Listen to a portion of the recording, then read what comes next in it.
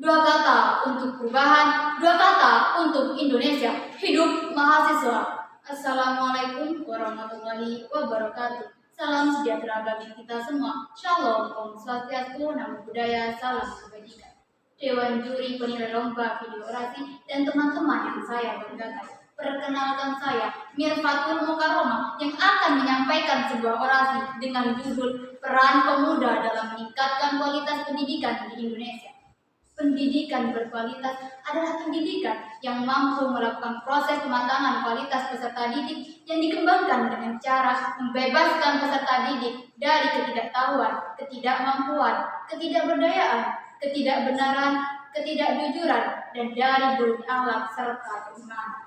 Lalu, apakah pendidikan di Indonesia sudah bisa dikatakan berkualitas? Saudara-saudara, pendidikan yang berkualitas tidak lahir dengan sendirinya, juga tidak lahir semata-mata karena fasilitas yang lengkap. Pendidikan berkualitas harus dibentuk dan direncanakan dengan baik, serta dilaksanakan dengan sungguh-sungguh. Berdasarkan laporan tahunan UNESCO, Education for All Global Monitoring Report 2012, kualitas pendidikan di Indonesia berada pada peringkat ke-64 dari 120 negara di seluruh dunia.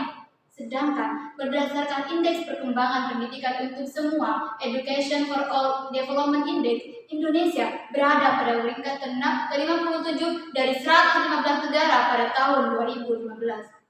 Dalam laporan terbaru Program Pembangunan PBB tahun 2015, Indonesia menempati posisi 110 dari 187 negara dalam Indeks Pembangunan Manusia.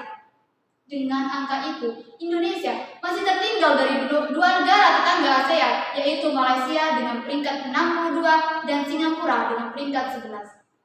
Berdasarkan hal di atas, tujuan pendidikan pun akan menjadi tumpuan upaya pemerintah untuk mendorong pencapaian tujuan dan sasaran pembangunan berkelanjutan dalam era Sustainable Development Goals hingga 2045. Berdasarkan arahan dari Forum PBB yang telah disepakati pada tanggal 2 Agustus 2015, peningkatan pendidikan bagi masyarakat Indonesia akan memacu pencapaian terhadap tujuan dan sasaran lainnya dalam 17 poin SDGs, terutama untuk meningkatkan indeks pembangunan manusia Indonesia. Sehingga diharapkan peran pendidikan mampu meningkatkan daya saing Indonesia dalam mendukung SDGs 2045. Selain itu, sebagai individu, kita juga dapat berkontribusi dalam meningkatkan pendidikan di Indonesia dengan menjadi pendidik yang berdedikasi, mendukung program-program pendidikan yang ada, dan membantu orang lain untuk memperoleh akses pendidikan yang lebih baik. Saudara-saudara, kita sebagai mahasiswa dapat memainkan peran sebagai peneliti di bidang pendidikan yang membantu mengidentifikasi masalah-masalah dan solusi-solusi yang ada di dunia pendidikan. Dalam peran ini, mahasiswa dapat membantu meningkatkan kualitas pendidikan dengan memberikan rekomendasi kebijakan yang lebih baik.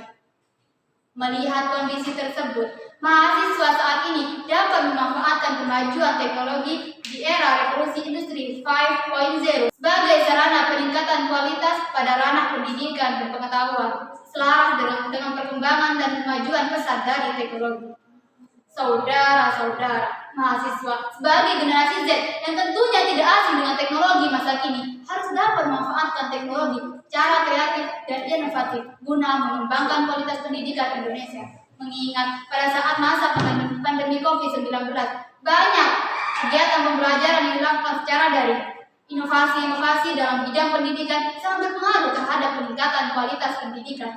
Karena dengan adanya inovasi yang bermunculan, tentunya dapat mempermudah setiap warga negara dalam mengakses pendidikan tersebut. Dengan memiliki kualitas pendidikan yang baik, generasi muda Indonesia dapat bersaing secara global pada masa yang akan datang. Saudara-saudara, pendidikan adalah investasi jangka panjang bagi masa depan seseorang dan bangsa. Mari kita bersama-sama berkomitmen untuk meningkatkan kualitas pendidikan di Indonesia sehingga kita dapat mencapai visi negara yang lebih maju dan sejahtera. Sekian orasi yang bisa saya sampaikan, kurang lebihnya mohon maaf. Wassalamualaikum warahmatullahi wabarakatuh.